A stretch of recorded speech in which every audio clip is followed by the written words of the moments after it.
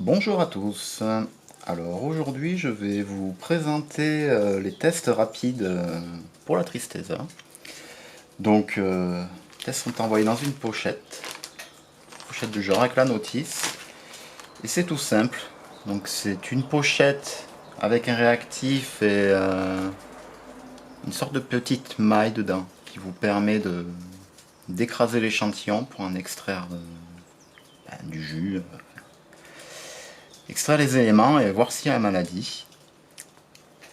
Et des bandelettes avec le réactif pour faire le test.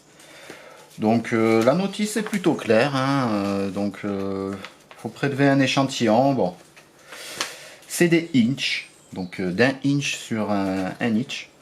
Voilà, donc pour vous donner une idée. Merci. Donc ça fait à peu près 0,15 g. Donc ouvrir la pochette, écraser l'échantillon et mettre la bandelette correctement. Et ensuite lecture des résultats. Donc il n'y a vraiment pas plus simple. Donc on va commencer par l'échantillon. Donc j'ai prélevé une feuille. Donc je vais mesurer ça, je vais voir. Voilà, 1 inch sur 1 inch. Donc ça devrait être pas mal. Je vais vérifier ça à la balance après de toute façon. Parce que bon, il y a droit à une petite tolérance.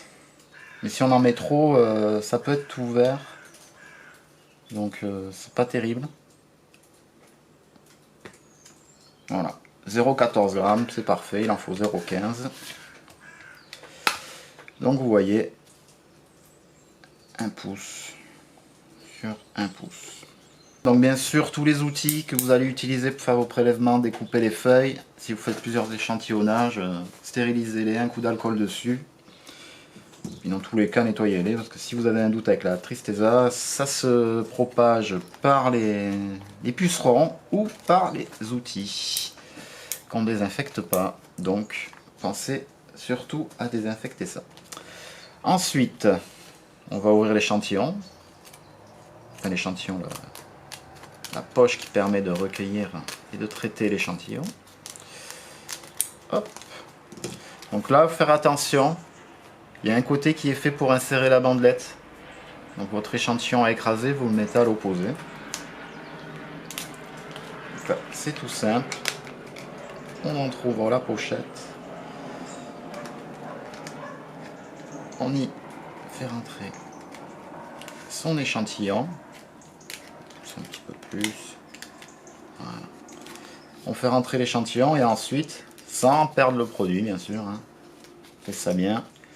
Avec un objet rond, on écrase son échantillon.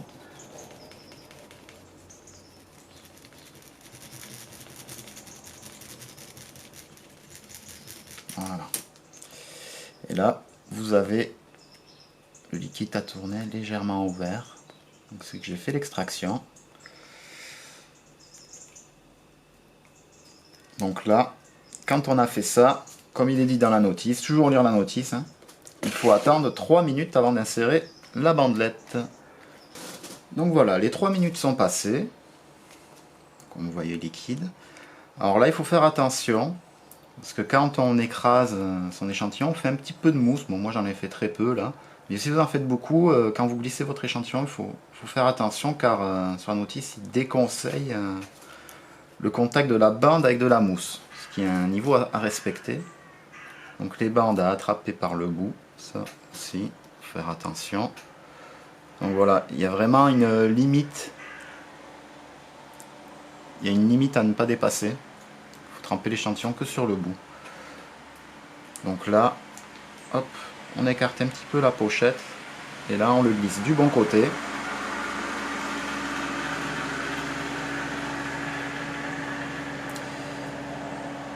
On le glisse du bon côté. Et on met jusqu'à la limite. Vous voyez. Et là, c'est parti pour une demi-heure d'attente au maximum. C'est là où il faut prévoir de quoi tenir votre échantillon.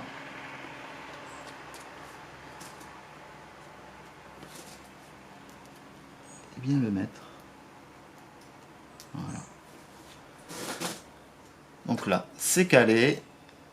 Ça peut réagir au bout de 5 minutes, mais voilà, il faut quand même attendre une demi-heure maximum. Donc sur tous les tests que j'ai fait jusqu'à présent, le seul que j'ai eu de positif s'est déclaré en 6 minutes. Donc voilà, la demi-heure est passée. On va regarder ça.